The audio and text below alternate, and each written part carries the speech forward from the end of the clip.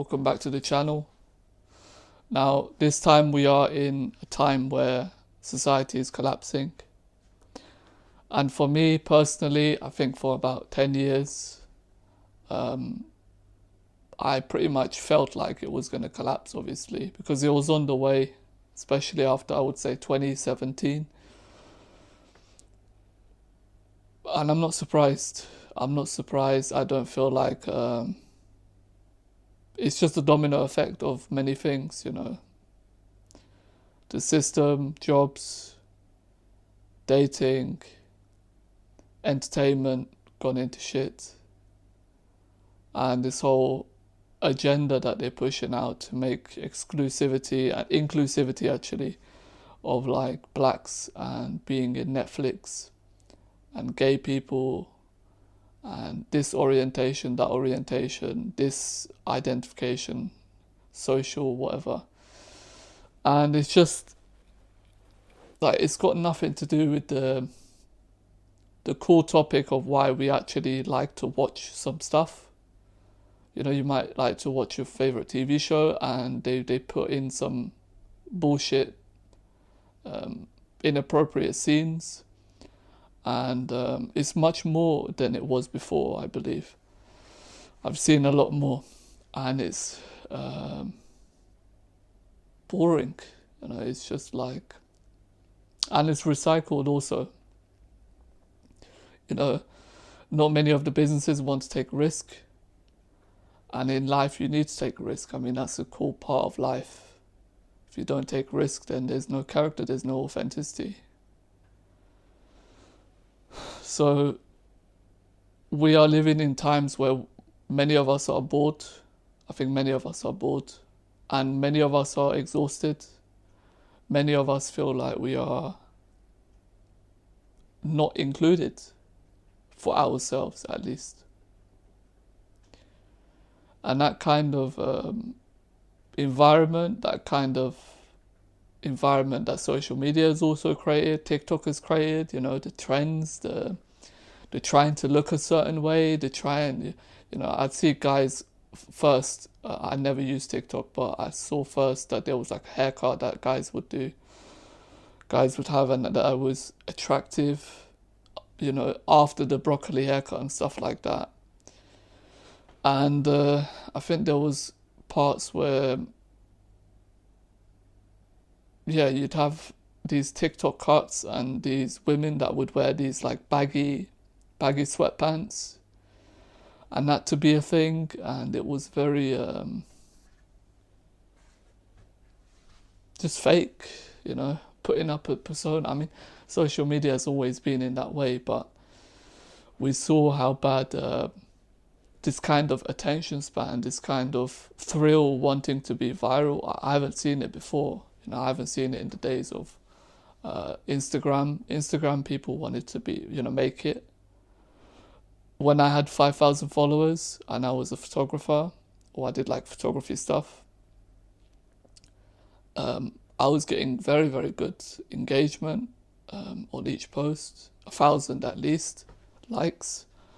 And I had an audience that I wasn't connecting to. I had an audience that was Portuguese, and it was strange, and it was a big learning lesson for me that all kinds of followings are not good followings.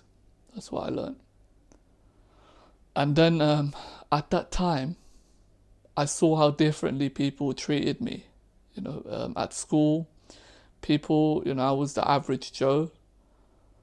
I still was, to be fair. But when they saw my channel or my account, there was a lot of I got a lot of likes and a lot of backlash.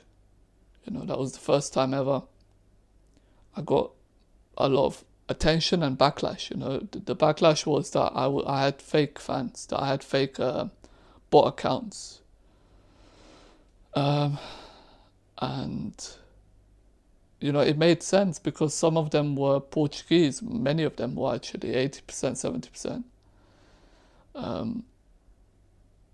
And the likes were very fast as well, because at that time there was no real algorithm. There was just when people would post, people would see it immediately. Your followers would see it. And so, yeah, I saw how differently people treat you because of that, because you are known in some sort of way, which is I'm okay with. I'm just not okay with the fake personas and wanting to be viral, wanting to be so badly just seen, however it is, dressing provocatively, guys that are, doing immoral things with a lot of girls or maybe cars that they're cutting lanes and they're trying to get a viral following. A lot of this is what is messing up society. And social media as a whole is a reflection of society. It's how society is doing today, even outside your door, because everyone affects everyone.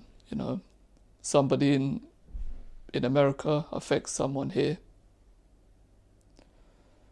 and that's the kind of environment that we are living in today. That everyone, because money is hard to come by, so a lot of people are wanting to be popular so that they can have that easy life for temporary reasons.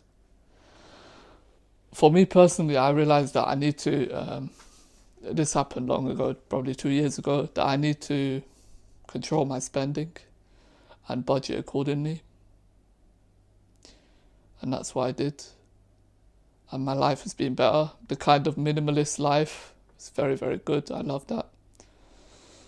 And also enjoying at the same time the things that I do spend money on, and the kinds of things that are fast fashion that I don't do, but that was popping off because of TikTok, and it just made things very consumerism a lot.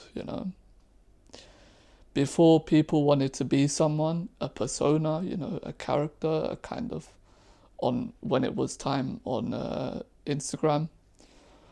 And now people just, anything for the money, And it's even spread onto YouTube, where people are doing T-Chanley sponsorships, whilst they talk about, the problems in the dating market. And they're talking about, the struggles as a man, the struggles of society, people socializing in general, and how life is unfair and depending on how you look. These kinds of guys are promoting things that are skincare routines just because, and brands to make money on the side. It's just very, it's cold. It feels cold. It doesn't feel like I'm actually watching and engaging with a person. It feels like just, I don't know, it's like a career that is empty, And one of them I'm talking about is SwizzFit on YouTube, SwizzFit. And Joel Terry as well, or Terry Joel Jr. They are very, very, they recycle a lot of shit, and they try to push out a lot of things that are not necessarily great for the people that you're engaging with, your audience and the people that you're speaking to. It's not, there's no like sympathy, it's just ridiculous. I think when you get to a point where people know you more and more, you need to be able to say that I'm unusual, I've done something that is rare, so I need to take care of the role that I'm in, because I'm lucky at the same time. I need to do things that are, taking the other person into account, not just me, not expecting everyone else to be like me. to be like some sort of influencer, some sort of, creating videos, and everyone's doing self-help and everyone's going to the gym and having six-pack abs, and, they are just giga chad. It's just ridiculous. It's ridiculous. That shouldn't be the goal. Shouldn't be the goal. So it's made me cold to this sort of guys. There was another guy that I was watching, I forgot his name. But this guy would do like, he would be in Romania and he would like take vlogs and stuff like that, and he would talk about people's lives. And I unsubscribed from this guy, and he was selling courses of like to guys to become better at speaking to women and become better as a guy, blah blah blah. It's just, this guy made a video about London and how guys are too afraid to approach women in London, and that he might go to London back. He used to live there. And I'm just like, this guy is pretentious. This guy is like full of shit. Because in his other videos, he had some truth to it, and that's what I was respecting. But then he just started talking like this. Guys are weak men are there. You're not speaking. You're shy about these women. They're not shy. There's a lot of reasons. I lived in London personally, so I know like the kind of, it was a messed up life. 100%, I'll tell you that. Everything was exhausting. Traveling was exhausting in London. Those who live there know, obviously. Some of the people there, obviously, you make friends, and like a year later, you're no longer friends with them because they move away or they completely change characters. There's a lot of shifting going on in London. People are not very consistent, especially like how they are and where they live. So the kind of lifestyle that in London is very pretentious and wants to seek opportunities a lot, obviously, because it's a big city. So what do you expect? It's just that it didn't make my life any meaningful. Didn't feel like I'm doing anything that is myself and contributing in any way. So I'm glad to have moved away, and that is not about guys not approaching women in London. And I'm sure probably a lot of guys that also feel the same way. It's not, you can't speak like because the environment really shapes how you like behave with other people, anyone.